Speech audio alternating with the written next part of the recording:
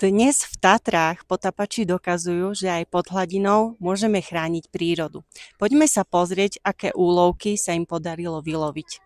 No, počasie je pekné, ani voda není až taká studená, má asi 10 stupňov, len viditeľnosť je tak asi 5 cm od dna. Voda je mokrá A studená. čerstvá a vytiahli sme toho málo. No a skúste sa pochváliť, čo sa vám podarilo vyloviť. Nepodarilo sa nám dneska nič vyloviť. Viditeľnosť veľa smratná, ale tak aspoň dobre, že nič sme nenašli. Nebolo toľko smetí. Aké také perličky sa vám podarilo vyloviť, čo sa týka odpadu? Závoj nevesty sa našiel. Telefóny, dokonca funkčné telefóny. Staré pneumatiky tu dokonca boli nahádzané.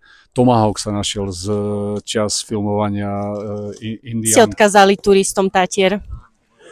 Ja tiež som Tatier, že nech si užívajú prírodu a nehádžu odpadky, nech si zoberú za sebou, čo prinesú. Jediné, čo ešte my môžeme odkázať, že nech príde tá doba, aby sme nemuseli z tej vody vyťahnuť vôbec žiaden odpad a že si len užijeme tú radosť toho, že sme nič nenašli. A takto to vyzerá, keď sa robí poriadok pod hladinou. Každý môžeme prispieť, stačí si dávať pozor, čo nechávame v prírode.